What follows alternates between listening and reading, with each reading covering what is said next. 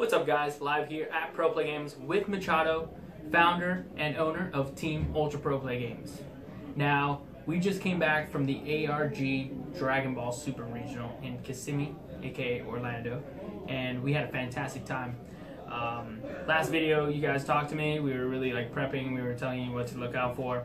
My prediction was 50% Mecha Frieza, and there ended up being 12 out of 32. So a little bit short on my prediction, but there was still a good amount of Cell. I was over on Cell predictions, I believe. Instead, it was replaced by the new by the Union Force Android leader. And that one, you saw the same type of deck, but you saw a lot more androids being played, but they were also playing the Cell engine.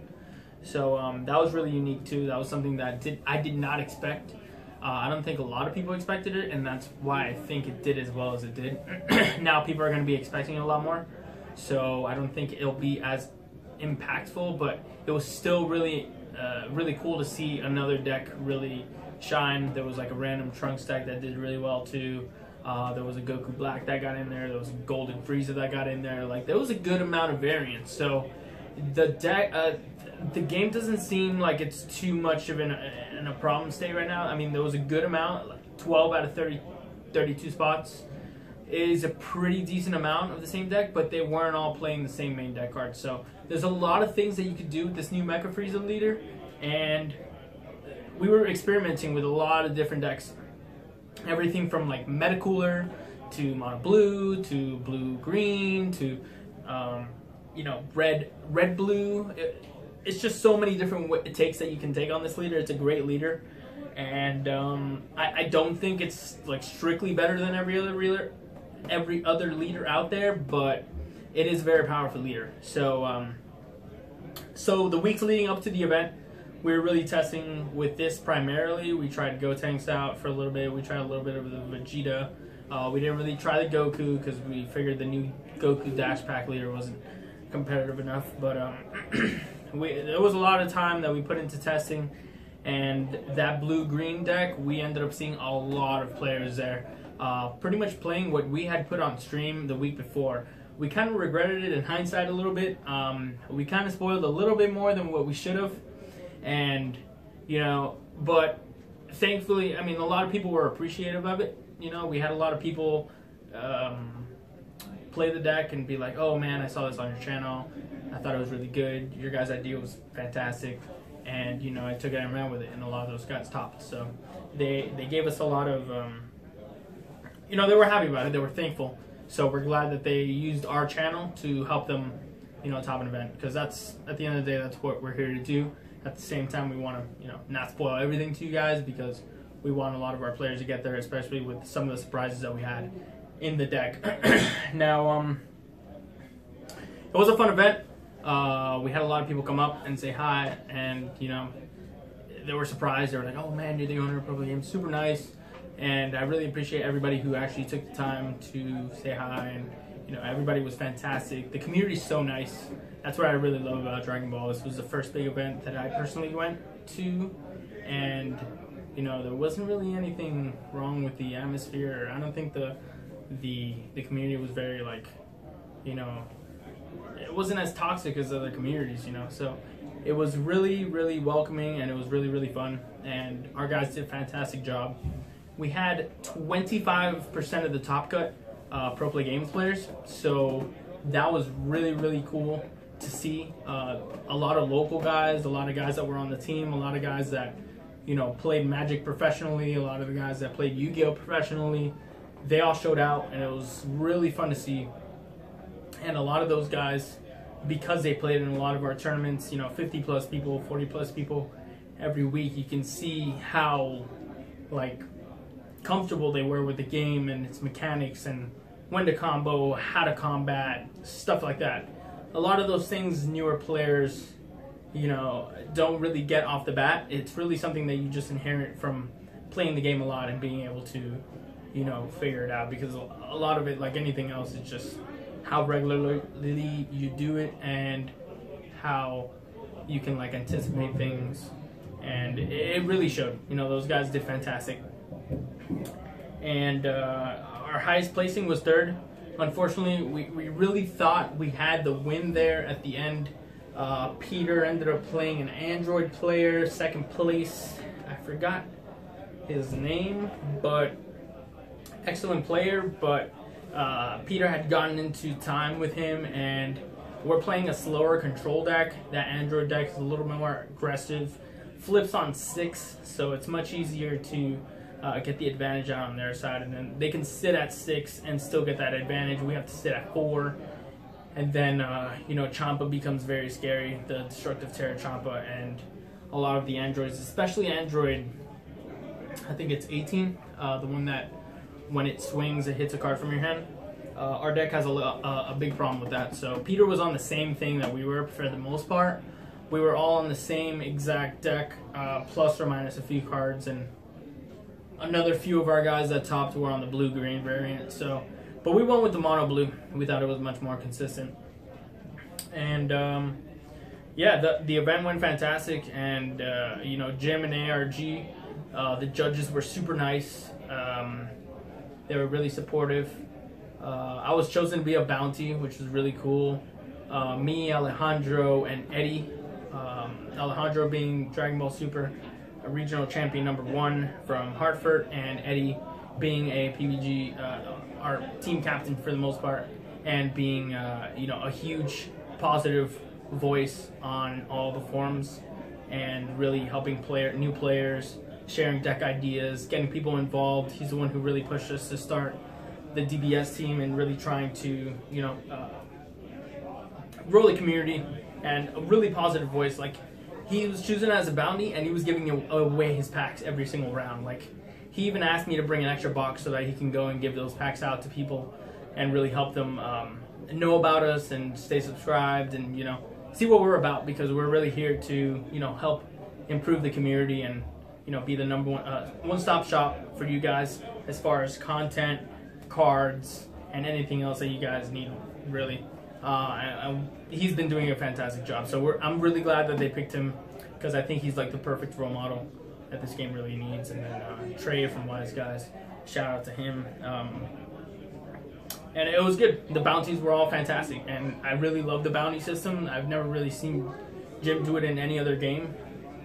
I know Yu-Gi-Oh! Used to do it a little bit, but it's really cool how Jim really implemented that. And shout out to him and the guys for doing that. And as far as the head judge goes, Jason, and assistant head judge Max, I think they were very professional throughout the whole event. They were really good with handling situations that were very tough. I don't know how I would have handled them, but they seemed very calm and collective. Anytime that they had something that was serious, they would always gather with the other groups, and the other floor judges, and make sure that they got the call right. But words can't describe how well this event went, really, as far as it being ran. Dusty O'Brien over at Kitchen Table Meta, fantastic job on the commentary. He was so excited to meet me and the team, and he really tried to put us on stream. And he was awesome. He was nothing but supportive, and it was just fun. Everybody was excited. It was just a good atmosphere, a good time. And I was able to get you were able to see my live reaction on Twitch too, as far as me sliding in there, because I was doing really well for the most of the tournament. I started off 4-0, and then I lost a game that I shouldn't have lost to. I was just I wasn't really thinking too much. I had some of my friends around me. I wasn't just really paying attention to the game. And, I just misstepped really hard. And then from there, I was put in a situation against one of the top 16 competitors from Hartford. And he was just an excellent player. Shout out to him. He was playing a really aggressive Vegeta deck with the kind of saying Gokus and the manipulating God Champas, and evolving into the Gokus and the critical Goku. It was pretty much like a critical Goku aggressive deck, and I got thrashed by him 2-0. And then a matchup that I should have lost, but I probably shouldn't have been put in that position. And then after that, I had to play a teammate, which I thought he was much more adept at trying to make a run for the whole tournament, and I just thought he was just much more comfortable. He's a Pro Tour competitor. Justin Rio, shout out to him. He's just a great kid, a great card game player. He plays poker, Yu-Gi-Oh, Magic, like he plays everything. So I really had a lot of faith in him going forward. So he was able to take that one, and then from there I had lost 3 straight. So I went from 4-0 to 4-3, and I was just feeling like down. I was pretty much like, I'm just gonna play to give my guys the best tiebreakers possible, because the first guy that I punted in the match against, he was a local player. So I wanted him to do well, and then obviously Justin, I wanted Justin to do well too. So I wanted to win out, just stay X-3, and that ended up happening, So we were there sitting at Dustin's stream table. They had called me up I was on stream for the last round. I was a feature match, and played against a really nice kid who's playing the Vegeta Broly deck, I guess. It's like something similar that got second at Hartford. And Cold Bloodlust really shined in that match. He really couldn't get anything going, and Frieza and like the Sacred Guard primarily really shut his whole deck down. Vegeta was never able to connect through the blocker Reese, and it was just a really tough match for him. And I really took that match with much ease for the most part. And they invited me over to the booth, and we were talking about the deck and like how much time we had put into it, and it just felt like so self-gratifying. I didn't even think I'd made it. I was just like, you know what? I think I performed pretty decently, and I was just more excited about how the other guys were doing, because I knew we had at least like 6 players that were gonna top at that point. 2 of them were maybes, including me, and some of us just slid in there. And then some of us didn't. Alejandro Mena, actually, from the winner, at Hartford, he got 33rd place. So that was just like, oh, man. I felt so much for him, because he stuck with Cell. He was just like, Cold Bloodlust, we were testing too, and he still felt comfortable with Cell, even though we had built this deck to beat Cell. And we were like, as long as this deck beats Cell, we feel comfortable and we'll be able to do well at the event, because everybody might just be playing the Alejandro Cell, and we were like, if it beats that, we're good. If we can beat the ARG champion, then we must be at a good spot. So, despite that, he stuck with what he knew best. He stuck with Cell, and he still did pretty well. I know he took down one of the Hill Twins in one of the later rounds. I was sitting next to him. He took down some pretty good opponents, but he just fell short at 33rd. So I think David also at like 36 or 37, maybe 38. And David, I know, didn't get too much practice before the event, because he was just sick.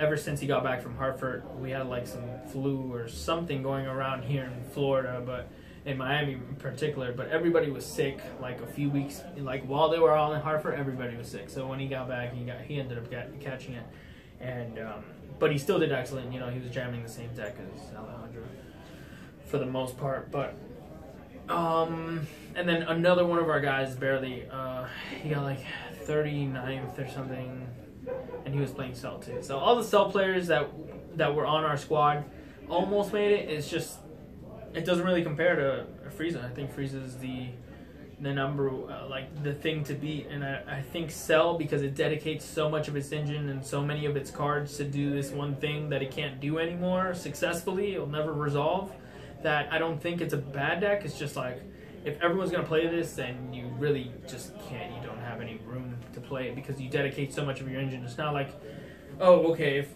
game 2 I'm going to side out all my cells and go into this wholly different, like, aggressive deck. It's like, no. At that point, you just take it like the Android players took it, and you still play Cell, but you're just relying on the Android engine for the most part. So if Cell resolves, great. If it doesn't resolve, we're still fine, because we have these Androids that can efficiently be aggressive and start taking down life. So I think that was a great call for the event. I didn't see it coming, and that's what Peter ended up losing to. We didn't get much testing against it, so he might have been jittery and lost, but he still made us proud. 3rd place, so that's our third big placing out of 2 tournaments, and there's only been like 6 total placings. So technically, out of the 6 Bandai top regional players, we have 3 of them. So we're extremely happy with the performance. We're extremely happy with those guys and how they did and how they conducted themselves. All day we were getting compliments about how nice the PBG players are, and oh man, I played one of your boys and he was so nice, and you know, all this stuff, and it was just fantastic. It was really nice to hear from people that I had never met before or never seen before, and we were traveling from all over. Even the Hill Twins and Anthony were super nice when I approached them when we needed some cards right before the event.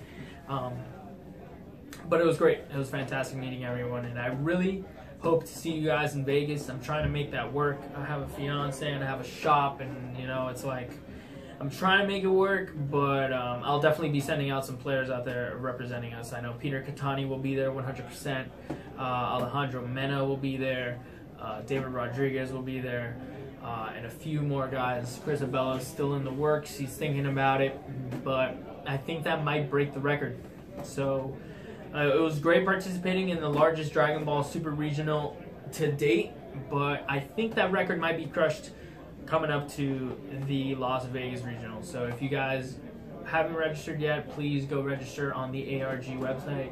Just type in Las Vegas Dragon Ball Super pre-registration and get your pre-registration in, because we registered some of our guys out. We're for sure going today, and I think they're only going up to 300, so they're probably in the mid 260 or 270s. They didn't give Peter like an exact number when he registered, but definitely if you're thinking about it, do it now, because like I think it's crazy how all these regionals have been capped so early. Like, you can see the demand for this game, and if you miss a wave, you're not gonna. I mean, it's not gonna be as great, but it's still gonna be great. I think the prize support beats anything that I've ever seen from any other card game. I mean, I finished in top 32, and I lost to one of our PBG players, Marcel, which she ended up making it all the way to top 8.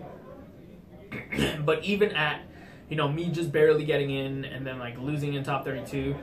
I still made a good amount. I mean, like, the prizes for the top 32 were equivalent of about $200, $250. So that's just fantastic, you know? Like, obviously it depends on which promos you pull. You can obviously just get really unlucky and pull like non-foil hits or non-foil, you know, Vegito or something like that. But if you get something decent, I mean, I don't think 150 to 250, that range is not unrealistic. You know, it's just really, really good, the prize support that they give their players, and even the entry mat is, you know, a significant amount of value, and it looks so nice. So if you guys haven't caught a regional yet, make sure you catch it. If you've missed pre-registration, don't let it get you down like, oh, I'm not going anymore, because we're trying to break these records, guys, but they only allowed us the first 200 players to get promo packs. So don't let promo packs be like the main focus of you guys playing, because then that's how the community's going to tear at the end of it.